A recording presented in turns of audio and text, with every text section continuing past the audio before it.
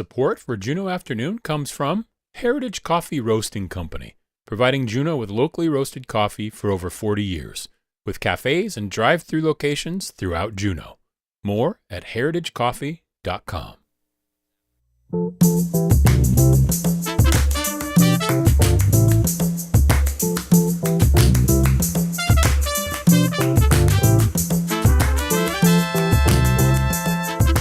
Gunachchi, Shawa, Toknusum, Salamat, thank you, and welcome to Juneau Afternoon from community-supported KTOO.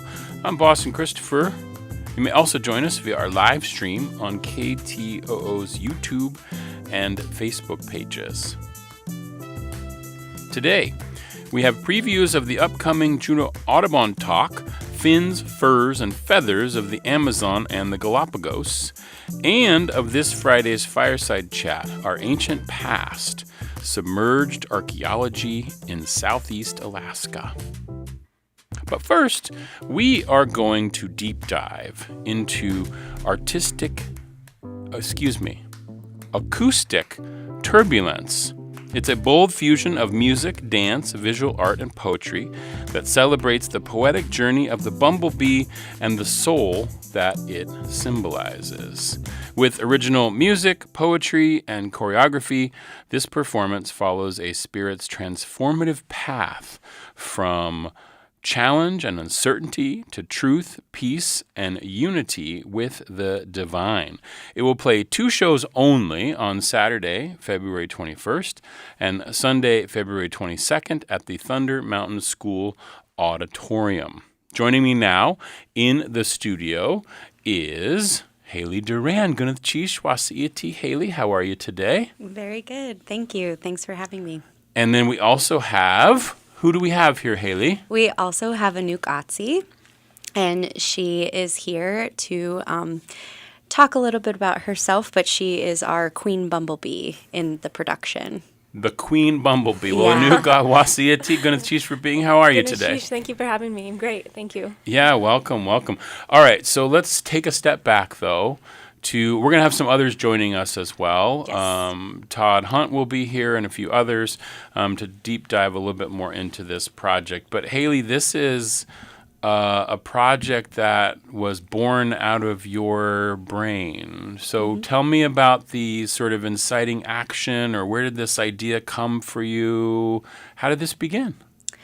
Well, let's see. So I joined Orpheus Project as their dance director last year, and the mission that they kind of gave me was to come up with some of my own work. They encouraged me to create for myself, which, I've been choreographing and dancing in Juneau since 2012, and I don't think I've ever came up with a full concept on my own for a piece that I'm going to work on. Usually the framework is already there, and I'm hired to choreograph for something else. Yeah, most people who've gone to performances in Juneau will probably have seen Haley Duran's name in a program for all of the organizations. You are sort of one of the go-to movement people in town. Yeah, I mean, and there's, and we'll get to that. There's a wealth of a lot of movers in town, but I've been really fortunate to work with a lot of the production companies in town. I love all the premises, all of the projects I've worked on this far. This is just a unique process for me because I came up with the concept. And really that all started, I think, Thanksgiving last year.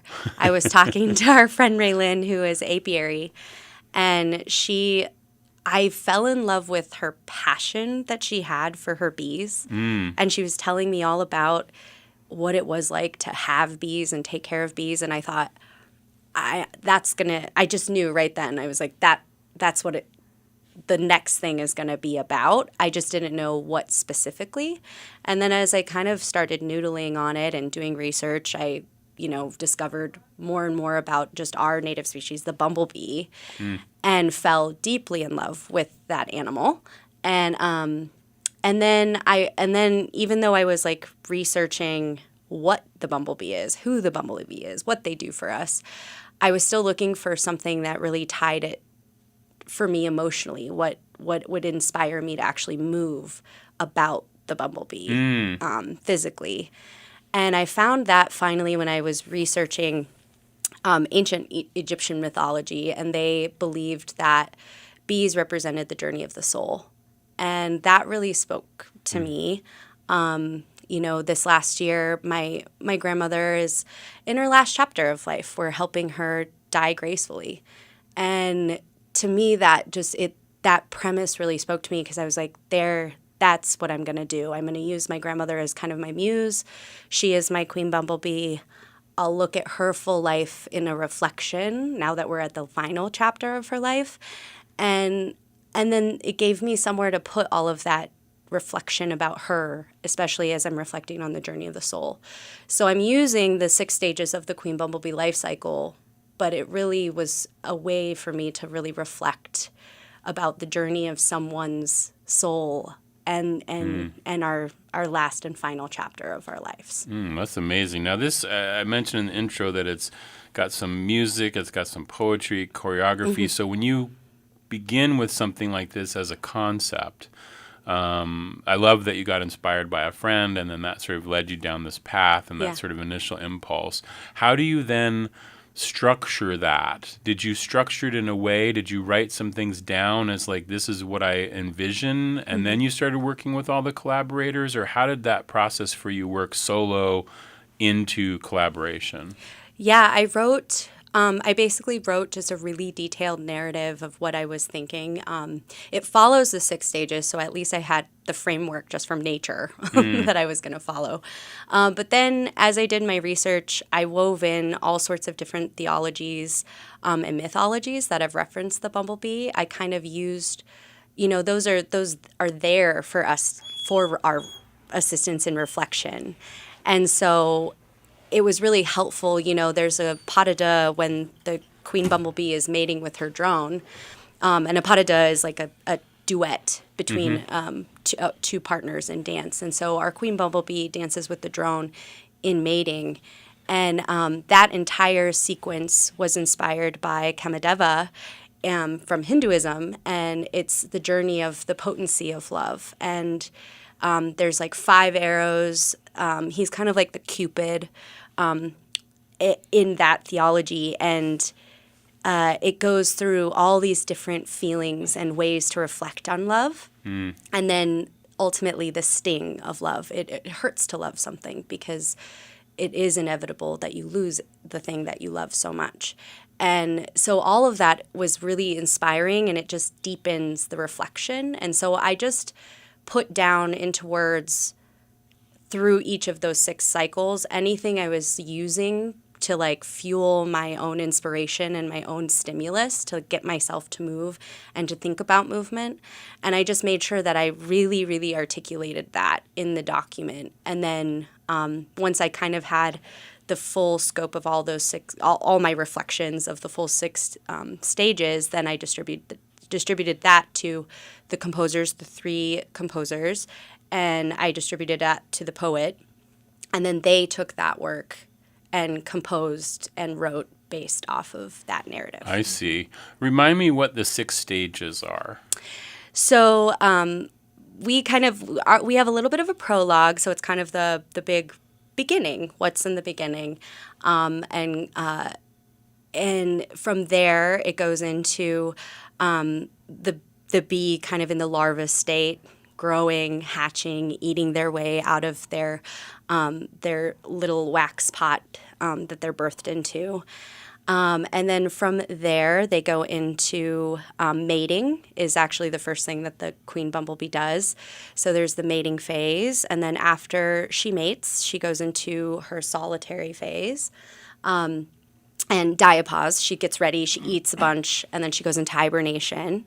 And then once she is done hibernating, she emerges into another solitary phase and forages, collects things, gets herself ready to birth her worker bumblebees.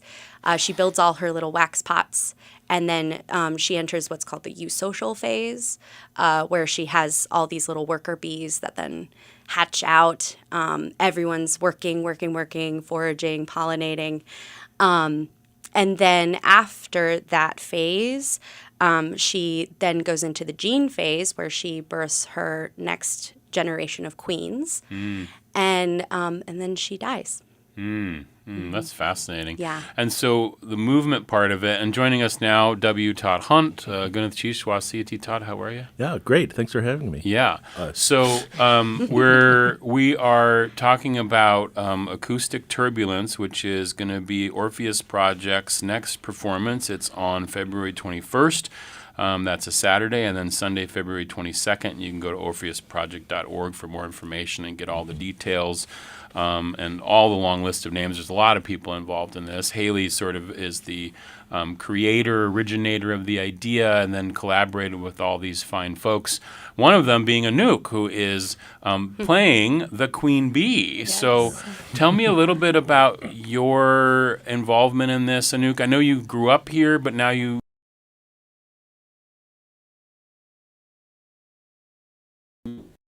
I, Juneau, started dancing here from have known Haley for many, many years. We used to dance together back when we were both much younger.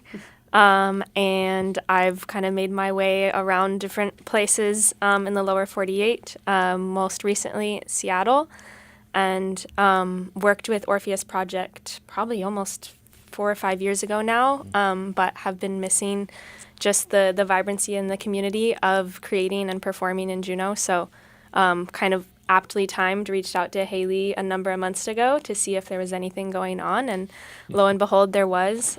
So luckily, I was able to work it out with my life down in Seattle to come up here and to be part of this production, and it always just feels so special and like a homecoming to be able to collaborate with and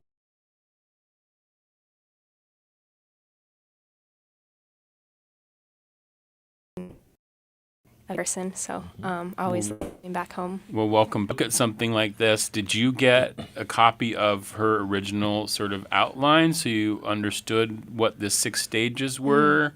And then how did you approach it? Did you guys work together collaboratively on some of this choreography, or what? How did all that begin? Yeah. I mean, Haley did the brunt work, like that whole inception of the creation of the concept and developing the phases. That was all, to me, behind closed doors, done ahead of time. And then I waltzed in here just a couple weeks ago, and Haley shared these beautiful images and drawings with me that she had done up, all just as a side note, all handwritten, which I thought was just incredibly beautiful and like tender in a world that's like so online and virtual. To have these like loose pieces of paper with pencil on them, I just like absolutely loved the tactility of that. The return to the analog, right? So she showed me all these images, and yeah, I mean, really, it was a pretty quick turnaround in terms of like diving into the world and the concept that she had developed, and kind of discussing and playing with these ideas and the stages. And then we got in the studio with the other dancers and with Haley, and it's been, she's been the driving force, but it's been a lot of play, a lot of collaboration. It feels like, you can correct me if I'm wrong, but it feels like there were very strong ideas, but maybe not necessarily set sequences of movement. So Haley would kind of give us the concept of like, this is the phase that we're working on, these are the emotions that we're trying to evoke, or this is like the literal trajectory of like, the drone is dying, spoiler alert, the drone dies. But and then we would play around with the ideas through improv, through dance improv, through movement, and kind of set what the how that was going to be portrayed in movement. And there's a lot of like motifs, which I really love. A lot of lifting, which is very fun. So come if you like to see some good partnering. That's cool. So is this a particular style of dance, Haley, or is it, would we call it modern dance? I would say it's like contemporary. There's a lot of modern. I mean, I have a lot of background in modern dance, so there's movements where everyone's like, "Ooh, Graham," and I'm like, "Yeah, it does." I did just maybe lift that from Martha, but there's. It's really fun. I tend to also get really gestural sometimes with my own work. That's just something, you start to realize what your own signatures kind of are in movement and the way that you express yourself with your body. And I do love the looseness and organic nature that comes from contemporary dance. And that's the other thing. Contemporary dance, I'd say, it's not like it is organic movement. It's kind of saying, hang your head in this way and let's like see what kind of evolves from this direction. And so what you tend to find, or at least what I'm usually looking for when I'm choreographing and having people interpret what I'm saying physically, is then I call it shopping, but I look for the thing that kind of to me looked like a very natural movement, even though it's a very intentional movement. And creating like a whole new vocabulary. Like we spent a lot of time figuring out, okay, what does a bumblebee flying around look like in our bodies if we are bumblebees? And you start to feel just different parts of your body activate. Who knew my shoulder blades could express deep sorrow? But they can, you know. And you find that when you work in, I feel like, the contemporary realm a little bit more maybe visibly and like readily available to you from the dancers themselves. So that's awesome. This is Juneau Afternoon on KTO. We're talking about Acoustic Turbulence, which is a performance from the Orpheus Project that's happening next weekend, Saturday, February 21st and Sunday, February 22nd. And, of course, the head honcho over there at Orpheus Project is W. Todd Hunt, otherwise known as Todd, composer. And so you sort of brought in Haley to Orpheus Project as sort of your movement person, but then you were also, she was describing at the beginning before you got here, that you sort of set a challenge to her to say, hey, come up with something that comes from you as opposed to working on everybody else's stuff. Right. What do you want to do? Yeah. And then, so she did that, and then this outline and everything, and then she comes to you with this outline, and you then, as a composer, I want to talk to you, your composer brain. Okay, I'm a composer not necessarily now. your artistic director brain, but your composer brain. Like, when that happens, where does your process begin in terms of like seeing this work that she's written down, maybe some gestures, some prints, or some drawings of stuff, like, and what does that do to you as a music person? Right. So actually, the document, I call it the document. Sounds so that official. Haley, right? Because it's like 19 pages long. Of course. Like, single spaced pictures here and there, which are also super useful. But going through in such detail, each, like the prologue has a big old paragraph, and then the scene. So I composed the prologue, scene 1, and scene 5. And each of these, actually, scene 5 didn't have much at all, and that was the thing we worked on later. Yeah. But scene Endings 1 are was hard. Yeah. Scene 1 was just full of stuff, and there were so much inspiration there, but it's also like finding the bumblebee in your body. It's like finding the bumblebee in sound, and more than just buzzing, which okay, you'll hear. It's Which instrument does the buzzing? Oh, lots of them. Lots of them. Okay. Yeah. But it's also about finding that connection, because it's not only about bumblebees, but it's also about, the little subtitle, are we still using Journey of the Soul? Yeah. Right. Yeah. So it's like the soul of the bumblebee, but it's also sort of connected with us as well. And what is the human connection, like the thread that ties like our soul to for example, a bumblebee soul, and the process that this life goes through. All of these different stages, the things that happen to it. It's like, how do you put that into sound? And I mean, it starts off kind of hard, but then like, at least I found the voice of what I wanted to write relatively quickly, which is really nice, because otherwise you struggle to get started. Do you see images, or do words speak to you in a certain way? Haley's words spoke to me in a certain way. Okay. There was a lot of things that I wouldn't necessarily take literally, like I didn't secretly set the the text that she wrote or anything like that. But taking it and trying to say, okay, like this this idea of the larva like having a teardrop from Ra come down from the heavens, hit it, and then life springs from that. So it's like, well, okay, what does that sound like? That's yeah. That's me describing the beginning. Right. Because you have a lot know of if ancient mythology that you said you looked at, and all that on the theology, and so all of that was sort of in there to help inspire. Oh yeah, it is like these folks. wildly inspiring. And yeah, I don't know if you've talked about Ra before I got here, but I talked about ancient Egyptian mythology. right, okay, a little bit, yeah. but- So yeah, Ra plays a big, at least in my Ra's a big mind, role. the big role of the prologue and the beginning of the first scene, and one of the things I found too is like it really starts off with the previous queen bee dying, and that soul ascending to Ra, and the two of them communicating, their ideas, which then in turn creates the sadness of Ra, which causes the teardrops to fall down.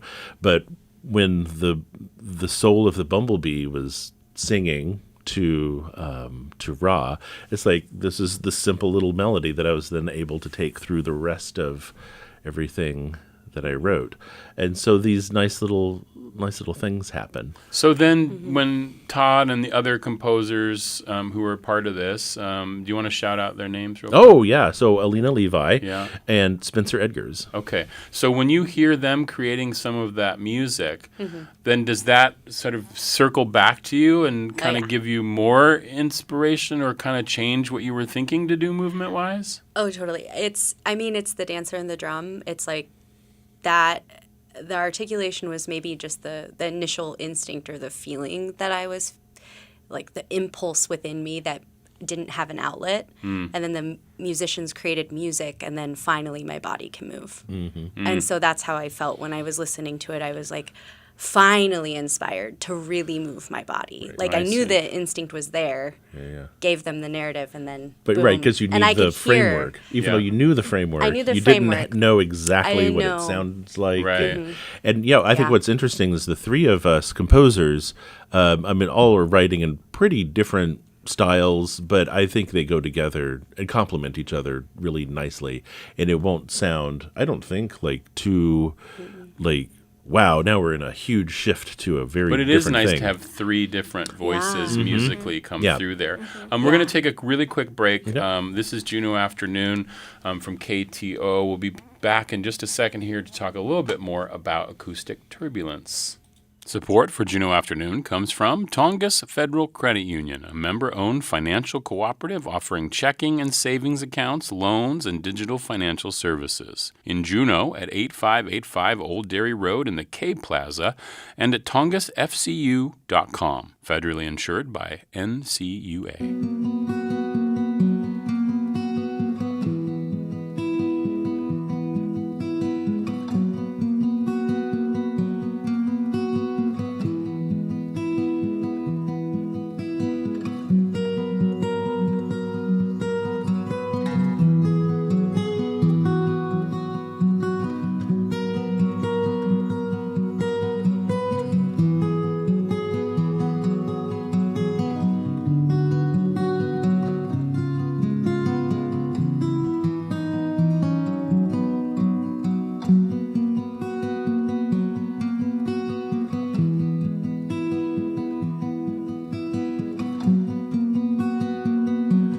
This is Juneau Afternoon from your community public media station KTOO. I'm Boston Christopher. I'm here in the studio talking with Anouk, Haley, and Todd about Acoustic Turbulence, which is a performance that is going to be happening through the Orpheus Project at the Thunder Mountain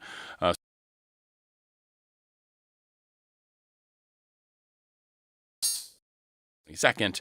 You can go to Orpheus more information and to get your ticket. And Haley, there's going to be there's other things. Like last week we had on the Bees in Juneau exhibit that was going to be opening up down at Spice Cafe.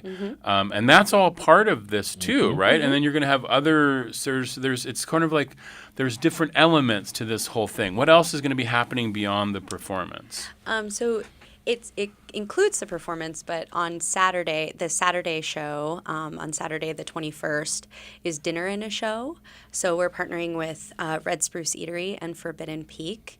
And Chef Yudaba will be making a special menu items, all pollinated by the bumblebee. Really?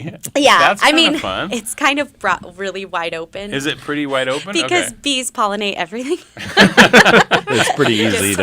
It's pretty easy. Okay. But yeah, I did not know that. Yeah, they'll be doing, so Red Spruce Eatery will have a special menu, and then Forbidden Peak will be providing 2 beverages, and we will be providing the ticket, and that's all for $75, so it's a pretty good deal. Okay. You get a show, dinner, and a couple drinks.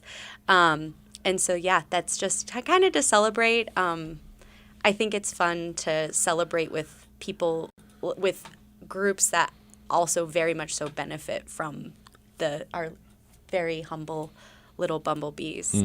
Oh, yeah, absolutely. Yeah. Yeah. So where are you at now? Like, Anouk, where are you at in the process? You said you arrived here a couple of weeks ago.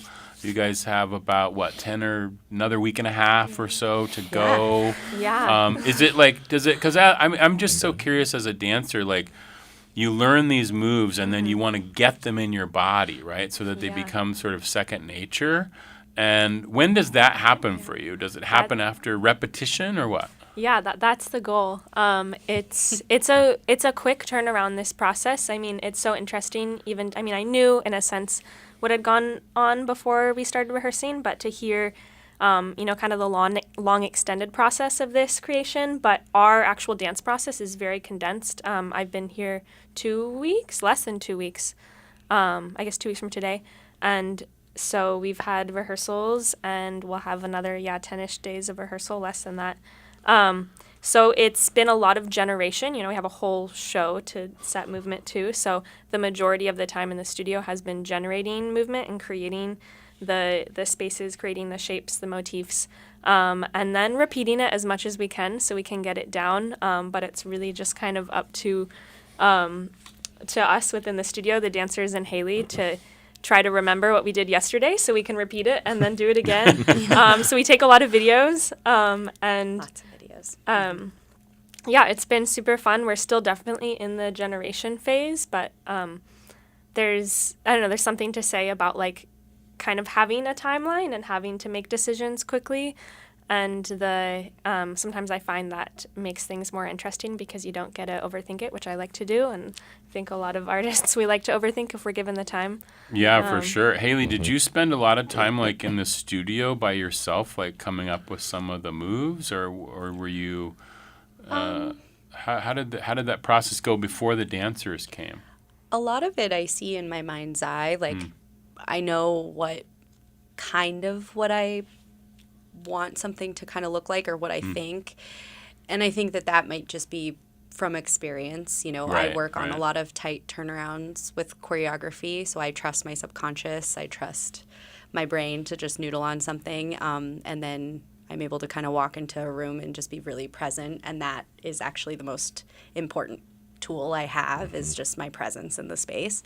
And so I like to play a lot in the initial phase, so just throwing what my body instinctually, like impulsively wants to do at them, and watching that, and then I'll reshape or evolve that into what I want it to ultimately look like. So I see. Okay. yeah. And one last thing before we run out of time, I want to make sure that we shout out some of these other collaborators that you have, because we mentioned movement, we mentioned music, but there's also poetry. Yes. So tell me a little bit about that poetry piece. So our poet, Dita Debbie, she took the same narrative that the composers did, and then anything that spoke to her, that was kind of my direction to her, was anything that actually speaks to you, write about. And we'll incorporate your poems into the, and then that was the biggest challenge for the composers, was then they took her words and layered them into their music, which was really cool. We didn't know really how it would kind of all come together. Well, it all happened really fast too, because the the music has to be done, and we have to come up with some sort of mock-up before Haley can even really start working on her choreo. So all of the poetry and the music really had to happen quickly and early. Yeah. Well, it's just a fascinating process, like to take all of those collaborative efforts on a new piece, an original piece, something that has never been done before, and to then bring it all together. And so I'm curious, there's going to be 2 shows, but is there going to be life beyond those 2 shows, considering the show is about the journey of life? Like, what are we going to do after the show? It doesn't just die, I hope. I hope it doesn't. I think getting to this milestone is, kind of what's at the top of mind right now, at least for me. But I know when I was doing my research for the project, I thought of a million other ways I wanted to take this. One of them was, I've listened to so many podcasts and watched so many YouTubes about bumblebees.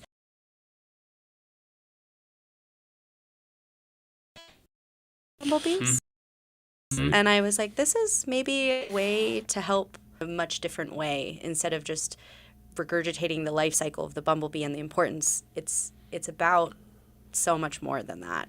And so, that's like one example. But I have a lot of other places that I would love to take the work that we've created.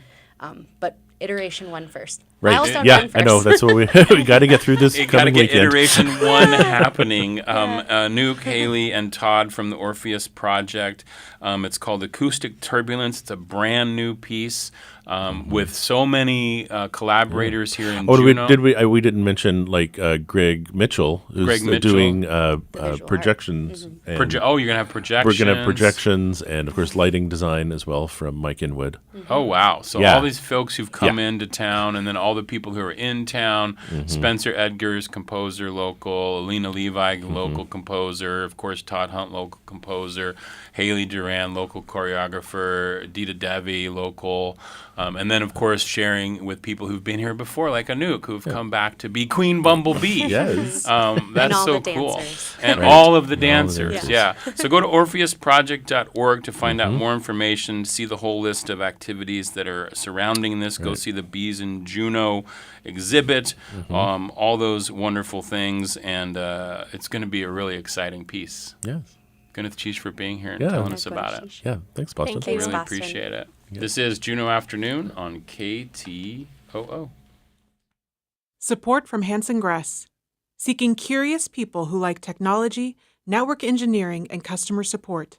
Opportunities for those who thrive on problem solving. Details at hansongress.com/careers. I'm Dr. Anthony Lazarowitz, and this is Climate Connections. Many high school students spend time after school writing papers, singing in a choir, or playing baseball. But Nathan Tan, a junior at St. Mark's School of Texas in Dallas, devotes much of his time to environmental causes, like advocating for clean air and restoring wildlife habitat. We, as young people, really need to take a stand, and I think it's very important that we take that action and continue inspiring people that are many generations older than us. Last year, Tan founded the Shared Skies Initiative, a nonprofit that's monitoring air pollution in parts of Dallas. Many neighborhoods near factories or highways are heavily polluted, so the nonprofit is installing air quality sensors to collect data that can be used to advocate for change. Tan also works with his school's prairie restoration crew, which plants native wildflowers and grasses to help rebuild patches of the original prairie ecosystem, much of which has been lost to sprawl and farming. He encourages young people who are worried about the environment to spend some time reading news about people implementing solutions. Understanding that there is progress being made across the entire world can be really inspiring. And he urges young people to pick an issue they care about and start taking small steps. Climate Connections is produced by the Yale Center for Environmental Communication. To learn more about climate change, visit climateconnections.org.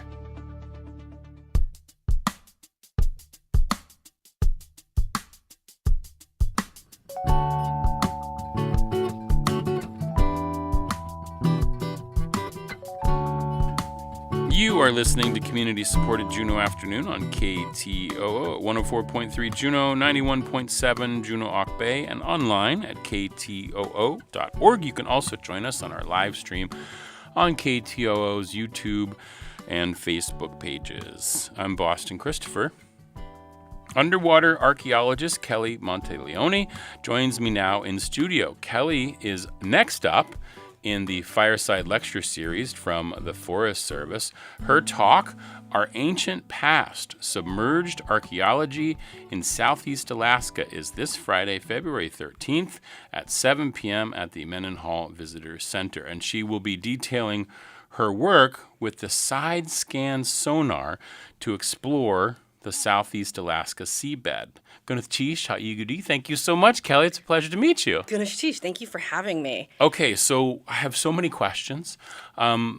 Underwater archaeology, how does one get involved in that? There's not that many of us. I think we're now up to about 30 of us in North America. Wow. There's a whole another 30 over in Europe, and that maybe makes 100 around the world. So it's not a big group of us. That's amazing. And most of them focus on shipwrecks. Okay, but you don't. I don't do shipwrecks. I want to find a, indigenous wreck at some point. Like, I'd love to find a canoe that's more than 10,000 years old.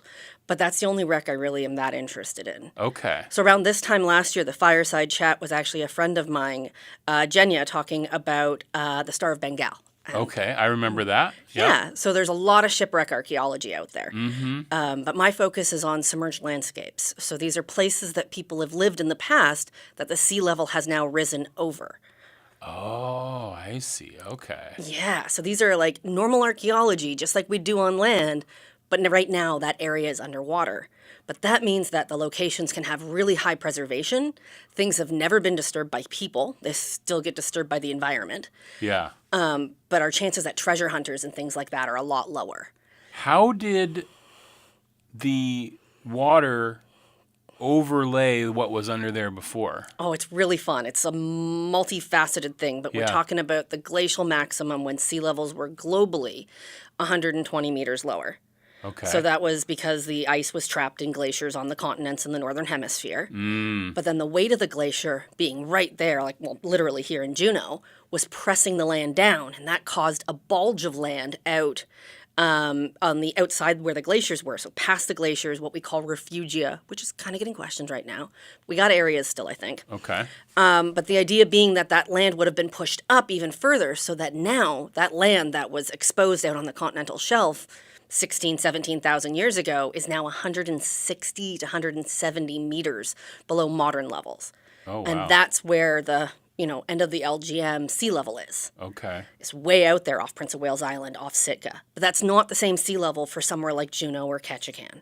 Okay. So this is just, the west side of Prince of Wales and similar sea level curve for Sitka area, not the rest of the inside of the islands. Okay. There, the sea levels would have been higher, like the land would have been above the water even more because of that bulge. Right. And how that all works out. There's also gravity at play in there, but we need a geophysicist to talk about all of that. So I'm so fascinated by how, there's so few of you underwater archaeologists, and like you said, most of them are focused on boat wrecks, I guess, but you're looking at like civilization and how people lived. And so what have you discovered in some, and does this mean most of your work you spend underwater? Oh, I wish. No, but anyway, what have you discovered? Yeah, So most of my work is spent looking at sonar and then sending remote operated vehicles down. Oh, okay. And so back in 2010, I got to send a side scan sonar. We towed that behind a vessel, and we kind of get something like an aerial photograph where you can see shadows of things and stuff like that. And I thought I found a fish trap. Oh, wow. On the seafloor at 52 meters. And we went back in 2012 and we took an ROV down and we had this like fishbowl lens view. And I've since found out we went right over it in 2012. Yeah. So it was 20 meters off where we thought it was. And I can hear us saying, well, we can't find it as we're floating over it.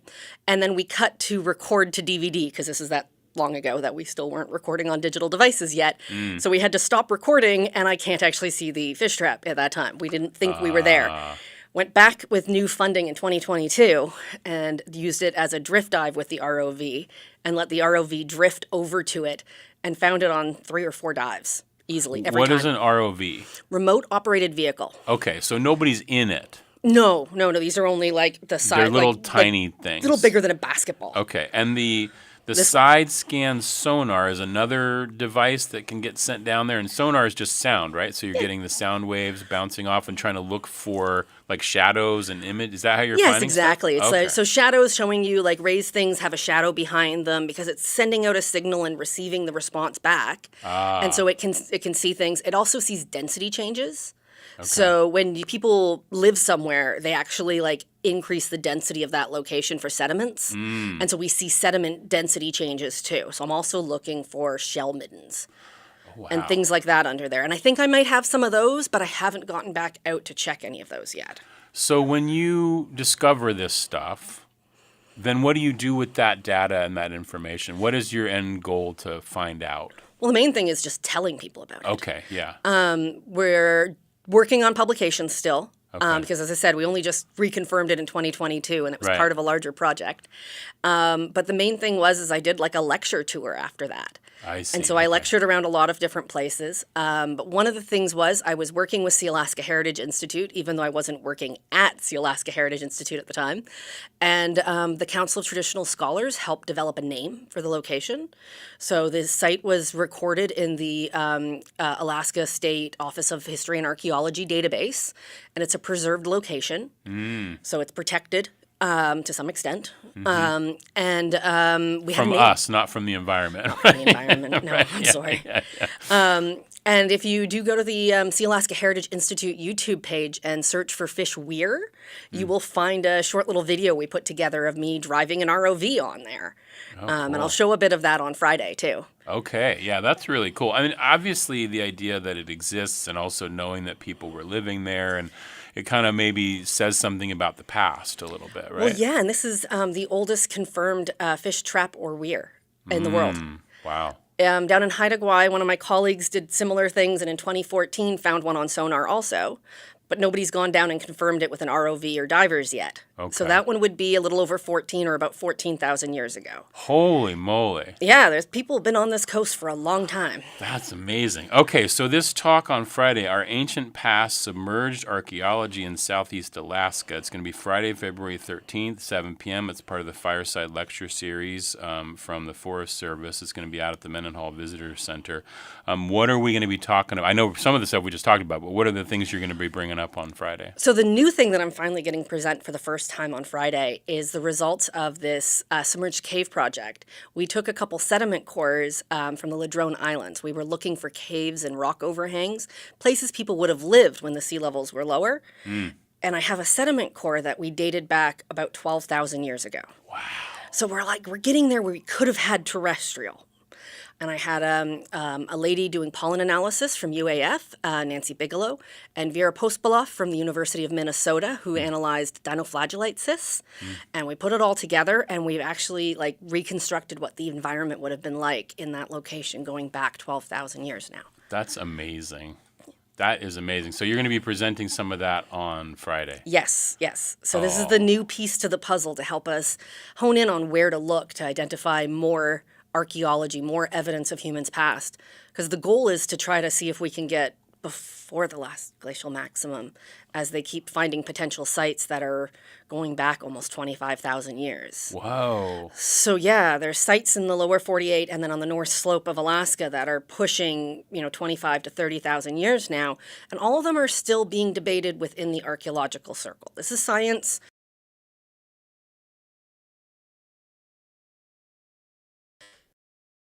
Decisions eventually get made about these sites, but they go even further back. So we need to understand the environment and where sites could be protected. Oh, that's amazing.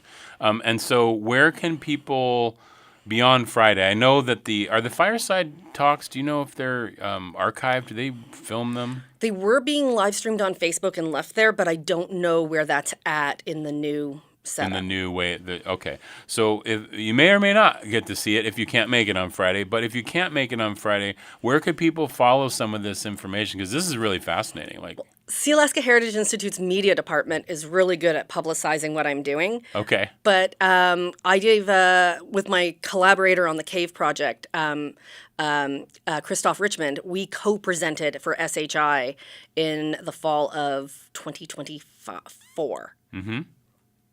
Four? Yes, I think it was that fall. Yeah.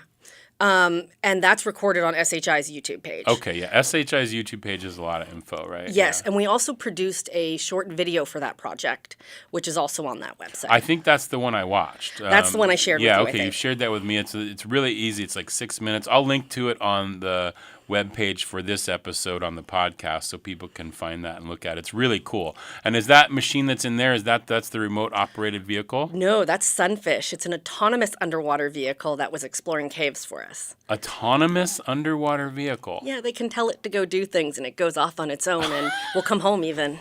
I love that. That's amazing. Well, you can head out to the Mendenhall Visitor Center this Friday, 7 p.m., Friday, February 13th. Our Ancient Past Submerged Archaeology in Southeast Alaska. Go to Sealaska Heritage's YouTube page. You might be able to find some, and just search Kelly Monteleone, right? And then you'll find it. And as she said, the media department is great about letting people know about this because it's really fascinating stuff. Yeah. Well, thank you so much. It was fascinating for me to learn a little bit about this, Kelly. I really appreciate it. Thank you for having me. Gwyneth Cheesh. This is Juneau Afternoon on KTOO. This is Bird Note.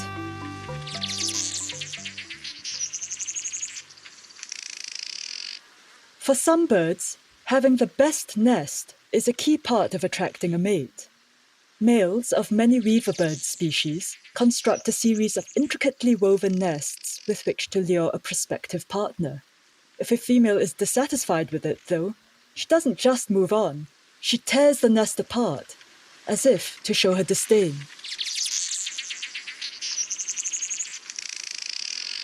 A male red-winged blackbird can even attract multiple mates if he controls a prime breeding territory where nests can be built over the water, making them less accessible to predators like raccoons.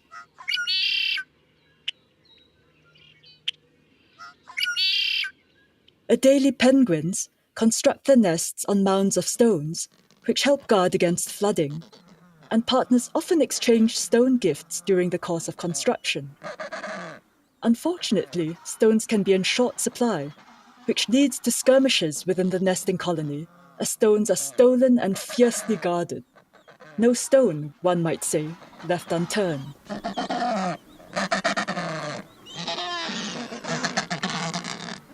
For Bird Note, I'm Wen-Fei Tong.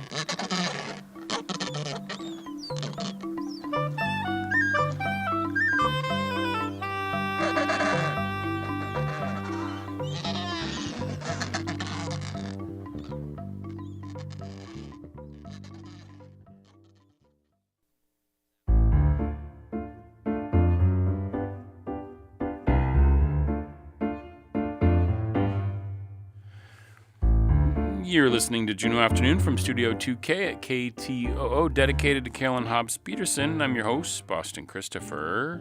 Juneau Audubon Society presents Fins, Fur, and Feathers.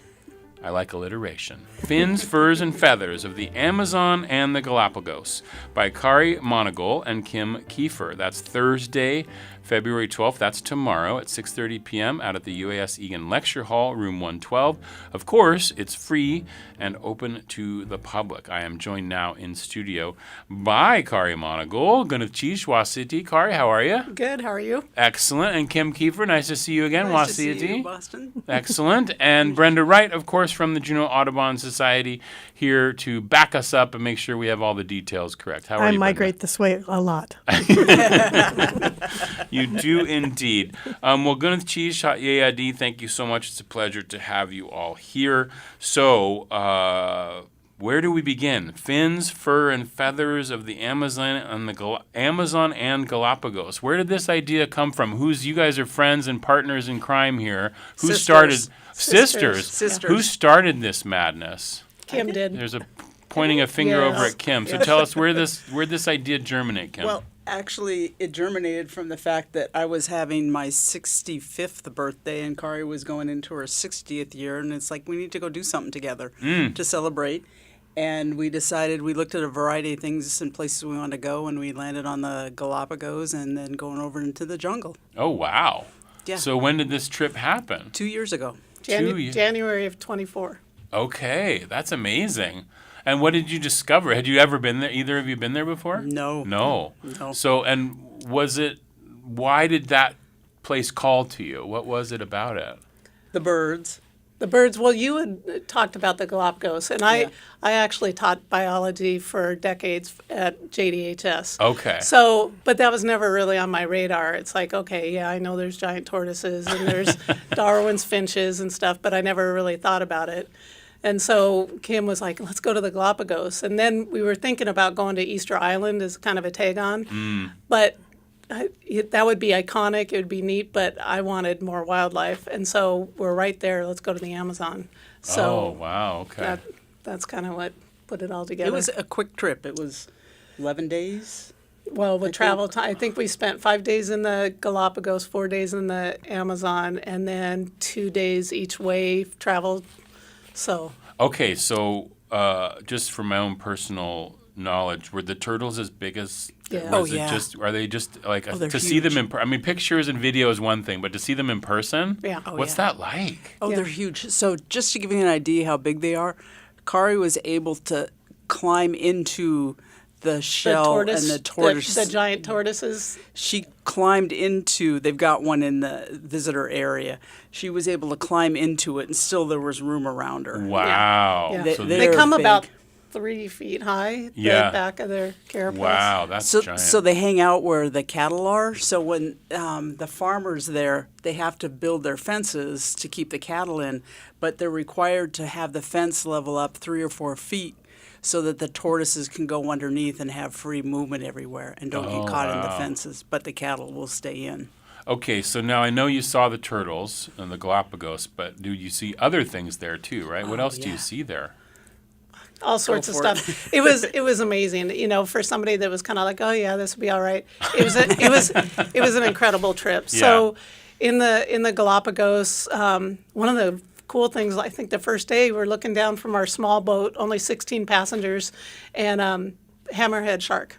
And then there's Galapagos sea lions, Galapagos penguins. There were turtles there. There were black-tipped sharks, white-tipped sharks, Galapagos sharks, blue-footed boobies, Nazca boobies. There were frigate birds. They're all sorts of lava lizards. Just incredible. All the time you're on these adventures and seeing things. I think in the Galapagos, I had 24 new to me species of birds, just birds. And then in the Amazon, I think it was 66 new lifers for me. Wow. And so you're logging all these in eBird and stuff like that? Or I would record them on Merlin and do my life list, but I wasn't hitting it in that. But we kept a list. I was frantically writing down stuff wow. as we're Those doing. apps, eBird and Merlin, those apps Brenda's talked about many times in terms of the Great Backyard Bird Count. Yeah, this weekend. Oh, that's this weekend? This weekend starts Friday. Well, how did I in my brain have that in there in the back of my mind? I was like, that's got to be coming up soon.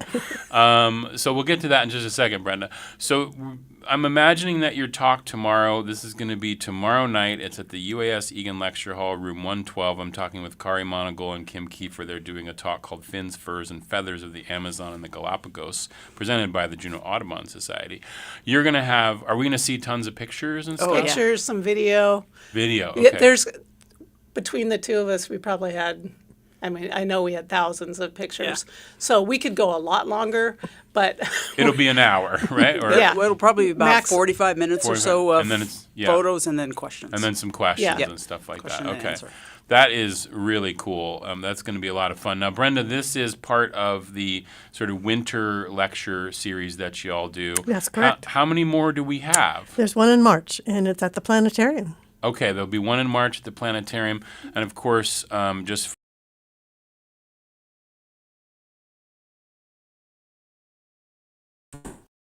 Abbott tells you all the things that are coming up. Brenda, our bird count is this weekend. Tell me how we get involved. It's very, very simple. If you use eBird or Merlin at all you have to do is look out your window, step out your door, take a walk, take 3 walks, and it's all 4 days, as many as you want to do. Oh, so how many, does it start Friday? Friday and Okay. goes to Monday. Okay, so Friday, Saturday, Sunday, Monday, and you can take as many walks, and we're just trying to get us, what is this for? What is the Great Backyard Bird Count It's for? just like the Migration Bird Day in fall. We're trying to see what birds live here and what strange and different things might be here, but we just want to know who's living here and where. I see, okay. And is this a time, Brenda, where we're starting to see, have things started to return yet, or are they still not quite, Not the really not warm smart enough ones, yet, you right? know. They know we had that snowpocalypse not too long ago. Yeah. And none of okay. the insect-eating birds come this far north this soon. Okay. And that becomes more like, because in April is when y'all start your Bird- walks. Yes, uh-huh. Right? Okay. And those go on throughout part of the summer. Yes. Yeah. So those will be happening. We'll have you back to talk about those, of course, as well. That's fantastic. So if it's really easy to, and these Merlin and eBird apps are like on my phone, Yep. Yes. And they're free. and they're free. Yes. And Kara, you've used it. How easy is the Merlin app? Oh, it's great. What I've used it for a long time. When I first started using it, you'd have to go in and kind of go, okay, how big was your bird? What primary colors are you looking at? Where was it at? All that kind of stuff. Now you can. What's really handy is if I'm in the field and I have a picture of a bird that I don't know, and if I should spend time really trying to get closer, I can take a picture with my phone and it'll identify or give me a list of possibilities through a picture. It also, I'm not very good on sounds and the calls and stuff, and so you can also turn it on and go, what the heck is that bird? And listen to it that way, and it'll give you a list of ones, and then it'll keep a life list, and it'll ask you if you want to submit it to Merlin or to eBird, and Wow. Sometimes technology is good. Yeah. Oh, it right? is good. Sometimes yeah. technology is useful for positive things. Especially the sound one. I use the sound one a lot because then it will tell you what birds it's hearing, Yeah. and then you know where to look. Oh, So yeah, it's yeah. like, okay, I know this bird, and it tends to hang up on the tops of the trees, or it's down on the ground looking around. So it lets you know where to look to be able to try and see what it's hearing. and sometimes as a person that doesn't have the best hearing, I'll be looking at it and I'll hear one bird, a crow or something, and there's 15 other ones that I haven't heard yet. So it's like, oh, okay, I might want to go see that. And one more time, Kim, tell us just what your talk's about tomorrow. It is about our trip to the Galapagos and the Amazon rainforest. And so that's why you've got fins, furs, and feathers, because we saw all of it. As well as butterflies that didn't fit into. they didn't quite- You didn't fit into the alliteration. Yeah. Flies doesn't sound as Yeah. good as Yeah. butterflies. Juneau Audubon presents Fins, Furs, and Feathers of the Amazon and Galapagos by Kari Monagle and Kim Kiefer tomorrow night, Thursday, February 12th, 6:30 p.m. out at the UAS Egan Lecture Hall, room 112. Of course, it's free and it's open to the public, as all Juneau Audubon Society events are. Gwyneth Cheesh for being here and telling us about it. Thank you, Brenda, for bringing these two in, partnering them up, and making this happen. Thank you so much. Thank you. Thank you, Really Boston. appreciate it. Gwyneth Gwyneth Cheesh. And that's going to wrap it up for today's Juneau Afternoon. On tomorrow's show, wearable art preview, plus Plinkett and Haida Summer Ambassador Program and the 5 Hearts on Franklin Valentine's Day celebration. Juneau Afternoon airs Wednesday through Friday at 3 p.m. right here on KTO Juneau 104.3 and KAUK Juneau Ock Bay 91.7. Hello, out the road. You can find the show online at ktoo.org/Juneau Afternoon. You can also find live stream archives on KTOO's YouTube page. Our theme music is by Indian Agent. Programming support for Juneau Afternoon comes from listeners and viewers like you and Hanson Grass, Heritage Coffee Roasting Company, and Tongass Federal Credit Union. Juneau Afternoon is a project of the KTOO Arts and Culture team. I'm Boston Christopher, producer and host of the program, with help today from Aaron Tripp. Good cheese.